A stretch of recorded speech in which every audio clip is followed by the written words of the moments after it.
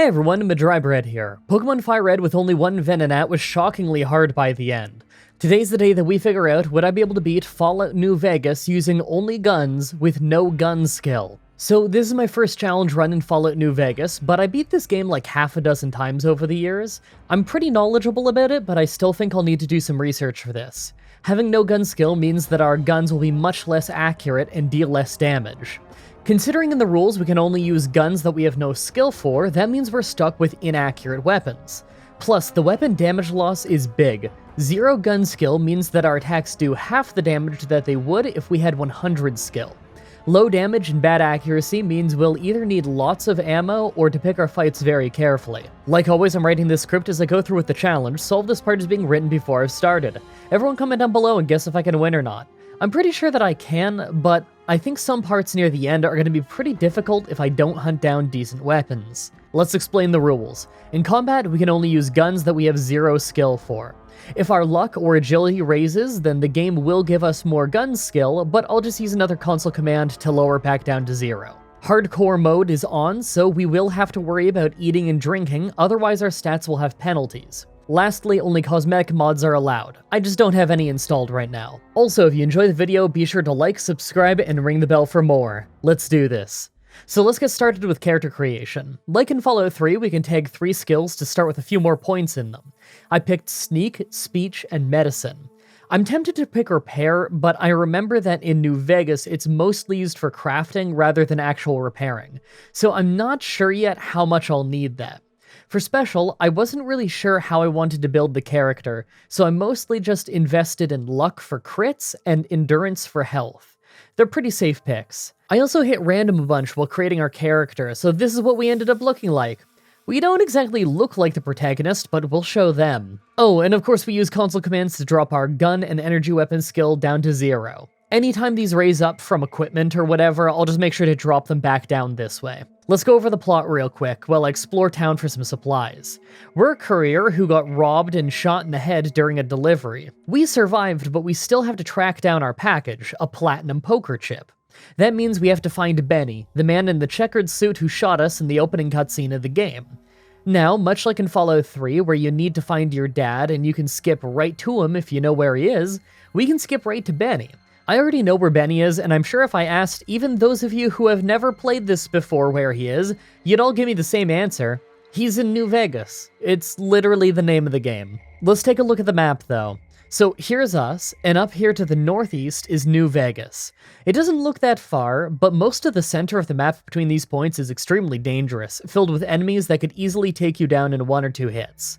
You're meant to go the long way around as you explore the world, but if you're careful enough, you can find some places to sneak up north early. Here we are at the cemetery in the starting town of the game. See that tower? That's how close New Vegas is by foot, but it's not that easy. This canyon is full of particularly large, fast, and strong rad scorpions. Let's not worry about that too much right now. I want to do a little bit more in town. Oh, and just by the way, because I have all the DLC, the game made us start with a bunch of random stuff, but I just dropped all of that. It's not against the rules to have it, but I think it's more fun if I have to find my own equipment. Anyway, this is Goodsprings. The local doctor here patched us up, and the people living here have been pretty friendly to us. They're getting harassed by the Powder Gangers, though, a bunch of convicts that took over a local prison. They're called Powder Gangers because they love to throw dynamite. We could side with the Powder Gangers and conquer the town, but I have literally no reason to do that, so I'm just gonna help the population defend their homes instead, just to see how well we do in the fight. First though, we can recruit some help around town. First we use our speech skill to get the local pub owner Trudy to round up some townsfolk to back us up. Then I tried to get Chet the shopkeep to donate some equipment, but he says it's too big of an investment. Thankfully, I had already found a magazine around town that gives us a temporary 10 to bartering skill, so the magazine tells us to remind him that he'll have no paying customers if the town gets destroyed. He sees our point and donates some leather armor and ammo. I tried to get old Pete to give us some dynamite, but our explosive skill was too low so we couldn't convince him. Last, I got Doc Mitchell to give us some healing items, including some doctor's bags thanks to our medical skill. Also, I totally looted his house, because for some strange reason, nothing in his house counts as stolen goods when you take it. So we've got a rundown pistol, a rundown rifle, a rundown laser pistol, some leather armor, and we can't shoot straight against a gang of dudes with dynamite. Let's see how this goes. Showdown time. We start in a defensive position where they walk down the road at us. I open fire and, they just kind of walk off. Where are they going? A moment later, they just come straight back at us and open fire in return. We didn't really get much of an advantage from the time wasted though, since it was mostly just me firing, and as you can see, we rarely hit. Even when we do, it doesn't do much, and these are largely unarmored targets. We ended up winning the fight easily without taking a hit, but it's only because we had tons of backup and we had armor. When we leveled up at the end, I dumped all of our skill points into Sneak, because we're gonna need it. For perks, there aren't any great ones yet, so I just took Intense Training and took another point in Luck. Alright, it's time to hit the road. I decided to just head up north to Sloan, a mining camp. I have an idea that I want to try. We got into a few encounters with powder gangers on our way. Sometimes we're lucky and we just one-shot them with crits, but when we don't, it usually takes about 3 shots. Not horrible, but not great. At least we got a little bit of ammo from looting their bodies. When we got to Sloan, one of the quarry workers explains that the quarry is full of death claws, pretty much one of the most dangerous creatures in Fallout. It's an NCR quarry, so it's run by the New California Republic. This is the frontier, though, and their army is too busy with their war with Caesar's Legion to send troops to deal with the death claws. We'll talk more about Caesar's Legion later. Let's wait for nightfall. Here's the plan. Under the cover of night, we're going to sneak up to that nearby mountain. There's plenty of death claws in the way, and the top of the mountain has super mutants, but if we make it to at least part way up without being caught, then we get the fast travel point. Once we have that, we can just teleport to the top and sprint down the other side right into the doorstep of New Vegas.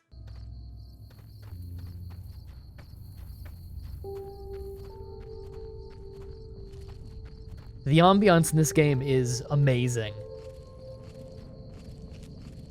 After a pretty uneventful few minutes, we meet a friendly super mutant at the base of the mountain, warning us that the mutants on the mountain will shoot humans on sight. Let's just hope that their aim sucks too. After quickly and easily sneaking my way halfway up the mountain, it's not that tall a mountain, we got the fast travel point, teleported up, and instantly had to sprint away as a super mutant with a sledgehammer chased after us. Thankfully, he didn't know what to do after I jumped down a small ledge, so we got away with hardly a scratch on us. The entire rest of this trip was a leisurely stroll through some run-down town. Nothing attacked us for the entire rest of the way. Welcome to Freeside. This is the city ruins that surrounds the New Vegas Strip itself. Vegas attracts a lot of people, but often they don't have enough money to get let in, so they end up slumming it here. We actually get attacked tons while we're here, and blow through nearly every last bullet we have. Worst part is that they use melee weapons, so we don't even get ammo off their bodies. Once we get to the Vegas Strip, we don't have enough money to get in. That's fine. I know that we can look for the local Elvis impersonators to get a passport. I'm not joking. So to get a passport, we have to do some jobs for the local gang? They're kind of a gang, and kind of the law here. It's weird. Anyway, they think something fishy is going on with one of the local mercenaries who escorts people across Freeside for money, so we're gonna go check it out. As he escorted us, we actually ended up running into an unscripted enemy during a scripted event, so he absolutely blew the dude away. Because he was really busy with that and got stuck, we managed to run away and watch him pretend to shoot 4 dudes. Well, he pretended to shoot 3 times, 4 dudes went down. Our character is too dense to notice what happened, but thanks to our medical skill, we can check the bodies and tell that they're clearly just pretending. So we go and tell the king, the leader of the kings, about what happened. I mean, he did save us from 1 dude, but the game doesn't count that, so the quest is over, I guess. Next, he wants us to talk to some locals who got jumped. They're recovering from their wounds at the local Mormon fort. I talked to this old man who doesn't sound like an old man, and he says that he didn't get a good look at who did it, but that this guy did. I had it when one of them said, "Hey Lou, we gotta go." At least I think he said Lou. Might have been something else. Now that I think of it, he said Lou something with a T. Tennant, that's what he called him. Lieutenant. He probably said Lieutenant, Wayne. That whole lieutenant thing was a Fallout 1 reference. I just really wanted to show that. Anyway, since he thought it was soldiers who did it, the king told us to go talk to his contact at the Mormon fort. She told us that we should go talk to the person in charge of the local NCR operations. So we visit their local place, and the person in charge tells us that she's only serving food to NCR citizens, and that they tried to set up a relief effort with the kings, but their envoy was beaten to within an inch of his life, so they pulled out.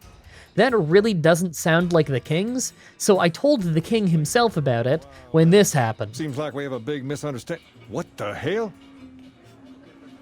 Yeah, what the hell is right? That man is a wizard. Right, so Nightcrawler told us that there's a shootout going on by the train station, and that Pacer, he's one of the King's men, is the one doing the shootout. King tells us to get over there and tell the NCR that we're willing to cooperate. When we get there, we find Pacer pinned down by NCR fire, so I took all the guns and ammo off the dead guys, then convinced NCR to stop shooting. It was shockingly easy. With that done, the King tells us that we can have anything we want, and we leveled up 3 times from the quest. I mostly just dumped all the points into speech and get another point of luck. It raised the guns up to 1 skill point, so I had to lower it again with the console commands. Oh, and as a present for helping the Kings, the King himself got the local general goods store to forge a passport for us, so now we can get into the New Vegas Strip. Once we get in, a local security robot tells us to go to the Lucky 38, the tower we saw earlier in the game. Mr. House, the man running New Vegas, wants to speak with us. Once we get in there, he makes it clear that the platinum chip that was stolen from us from the start of the game is his, and that he'll pay us 1,000 caps to get it back to him. That means it's time to confront Benny for the chip. As I go to the casino that he's in, we get our weapons confiscated, so I decide to take the diplomatic route. I convince one of the doormen that Benny is secretly trying to work under Mr. House's nose to take over New Vegas because he is. The doorman gives me my guns back, as well as a key to Benny's private suite. Once we get there, we find Yes Man, a Securitron that has been reprogrammed to do Benny's bidding. Well, not just his bidding, but whoever he's talking to at the time. So he gives us all the info we need. He told us that Benny carries the platinum chip, that is used to carry data that will upgrade Mr. House's army of Securitrons, and that Benny wants to kill Mr. House. I think this is around when I need to point out that there are 3 major factions in this game. The NCR, who are more or less a small America-like country trying to restore law and order, Caesar's Legion, who's modeled themselves after the Roman Empire, and Mr. House, who sees them both as incompetent and wants to upgrade his security forces so that he doesn't really need to play nice with either of them. He wants to defend the Strip on his own. The NCR are generally well-meaning, but a disorganized bureaucratic nightmare, whereas the Caesar's Legion are great at maintaining law and order in their lands, but they operate as a brutally authoritarian warrior culture. Sure, you're safer from raiders and stuff in Caesar's Legion, but you also don't have basic human rights. Speaking of the Legion, though, we have to go there soon. What in the goddamn? Let's keep this in the groove, hey? Smooth moves, smooth. So we confront Benny, and he looks like he's seen a ghost. He wants to talk in private, so we use our high speech skill to convince him to ditch the bodyguards and come up with us to the penthouse. I know that if we don't go together, he'll just bail and send assassins at you. Once we get there, I just shoot him a few times with a magnum to take him out and rob him. I know he has the platinum chip, and if we didn't take him out here and now, he's just gonna run with it. It's not too hard to get it from him later since he takes the chip to where we need to bring it anyway, but this is much easier. On our way back to Mr. House, the Legion contacts us and let us know that Caesar himself wants to meet us at Fortification Hill, their local base. That's perfect, we're gonna need to go there soon anyway. Once we give the chip to Mr. House, he takes us into the basement where he shows us that the Securitrons have now been upgraded with grenades, missiles, and they can repair themselves. I'm pretty sure that I can choose to never give him this upgrade if I want and just kill Mr. House, but we might need these guys to be upgraded for later. Anyway, House wants us to go to Fortification Hill so that we can go underground and activate some kind of surprise. Well, it's a long walk. Off we go. So it ended up being a pretty long 10-minute walk, and nothing really happened. We did get attacked by fire geckos once, who could easily have taken us down, but their pathfinding is pretty bad, so jumping around on rocks makes them lose us pretty quickly. Once we get to the river, some troops ferry us across to go meet the man himself. I mean, a man nearly kills you, and your response is to track him across the breadth of the Mojave? You arrive on the Strip and waltz into the Lucky 38 like someone left you a key under the doormat? You assassinate the head of the chairman in his own casino and get away with it? Then something happens to Mr. House's robot, some kind of military upgrade. When you set your mind to something, you get results. I like that. You're right. We are pretty awesome. So Caesar here knows that there's something underground here that belongs to Mr. House, and he wants it destroyed, so he sends us down to do it. Once we're underground, Mr. House tells us that he has an army of Securitrons down there that we can wake up with the platinum chip, but that the security system down here will try and stop whoever it sees. We aren't good enough at science or repair to get any of them on our side, and our guns do almost nothing here, so I spend most of the time running away from the enemy lasers. We had some toughness perks and stim packs to stay alive, but we died a lot down here. In the final room, we run in, plant the chip, and run for it. The whole place was super nerve-wracking, but all we had to do was run in, plant the chip to turn on the machine, and run back out, so we didn't actually have to fight anything. With that done, Caesar thinks that I must have done the job because the ground rumbled. Little does he know, there's an army of security bots under his camp. He really should just send someone down there and check. I mean, I left the door open. Anyway, he wants us to finish off Mr. House, so it's about time that we pick a side in this war. I think we want to take the fourth choice and be independent, since that's much faster and I only have 1 week to get these challenges done. It could bite us because we'll have less backup at the end of the game, but that'll just make the challenge harder. Let's go take down House. So I walk into House's room, use the unlocked terminal right up against the wall to open his secret chamber. We walk right in, see that he's actually an ancient man from before the bombs fell, being preserved by super technology. Then we just end him. Of course, we're so weak that it takes multiple shots, and then, I think I landed a critical hit, and it just vaporized the entire machine he was in. It probably wasn't supposed to do that. Anyway, with that taken care of, we can install Yes Man into House's computer. This means we're officially going on the independent route. We get to meet each tribe and pick who we're going to side with, if any. Hey, Yes Man, who are these boomers everybody keeps talking about? They must be a really nasty people. I haven't heard a single good thing about them. What is this, Twitter? Alright, tell me about the cons. The cons are just... they're a dirty people. Okay, don't like where this is going. So there's a few groups we have to talk to. I'll put them on screen now. See, we don't actually have time to befriend or destroy all of these tribes, but that isn't actually required. All we have to do is initiate dialogue with a lot of them, just in the doorway of their faction base, and that's good enough to tell Yes Man to ignore them. The only two annoying ones here is discovering Red Rock Canyon and the Brotherhood of Steel one. Red Rock Canyon isn't too bad, we literally just have to find the place and that's good enough. We got shot at a bit on our way, but we never got hit, so it's really just a long walk. This next part though probably isn't going to make any sense unless you've played the game. Alright, so I travel to a trading post and meet someone named Victoria. She says she lives in a hole in the ground and that she wants to travel the world with me, so I let her tag along. I then fast travel back to Sloan and walk a little bit south to this weird sandy valley where we find a door to an underground bunker where Victoria orders lunch. I'd like a large atomic shake and a double Brahmin burger. And easy on the agave sauce this time. We gave you a password, Veronica. It's for your safety. Look, I know this isn't making much sense, but it doesn't really play into the rest of the video, so there's no time to explain. Just know that somehow doing this interaction gives our character all the knowledge he needs to tell Yes Man to ignore the Brotherhood of Steel. If you want to see the whole game, though, I'm actually planning on starting up some streams of Fallout New Vegas over on my Twitch channel, because as I'm playing this, I'm really getting in the mood to play more of it. I'll probably put highlights of it on YouTube at some point. All of the links are in the description. Follow me on Twitter and yell at me about things. When I get back to Yes Man, he tells us that President Kimball of the NCR is doing a speech soon that he'll probably get assassinated at. Mr. House thought it was important to keep him alive so that a defeat at Hoover Dam would be blamed on him rather than New Vegas. Now we could go and keep him from getting taken out, but we basically just said we couldn't do it anyway and it just skips the entire quest. Do you see why we went to Independent? It's just way faster. With that done, he wants us to go install the Platinum chip at the local power station so that Yes Man can command the Securitrons at Hoover Dam during the battle. Problem is, the power station is NCR controlled, and they know I'm up to something. So I walk in, insert the override chip into the machine right in front of half a dozen soldiers, they tell me to leave, so I do, and that's it. Now we can actually go do the final battle now, but as I'm sure you could guess, we're massively underprepared. We hardly do damage, so we need more ammo and probably better guns. Let's make a safety save here so we can always come back in case we're too underprepared. Make your final guesses on if we can win this or not. Let's do this. So as we get to the dam, it looks like the fighting between the Legion and the NCR has already started.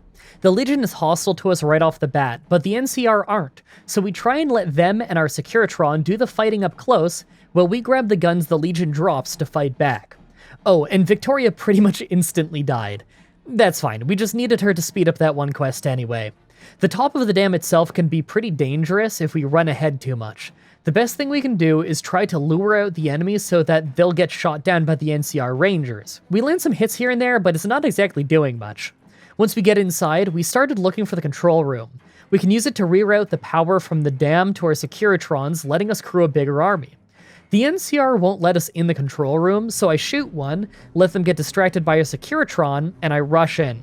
Once the power is rerouted, I run back out. Now the top of the dam is actually pretty easy. We've got a small group of Securitrons that pretty much blow up any Centurions that we run into. Some of them even drop anti-material rifles. They're super strong sniper rifles, although the waiver when you've got no gun skill is insane. I'm not moving my mouse at all right now. This is all just the natural waiver at 0 gun skill. I know you can't really see bad controls or see bad accuracy, so I hope this puts into perspective what I've been putting up with. Once we get to the Legion's war camp, none of the Securitrons follow us. Well, we can hardly hurt anyone here, so I just use our guns to aggro the enemies, then lead them back to the dam, where the Securitrons take them out. After a few rounds of that, we finally move in and I try fighting the leader of the Legion army, Legate Lanius. Unfortunately, the doors closed in behind us, locking us in with them. We really did not stand a chance. On the second try, we talked to him instead.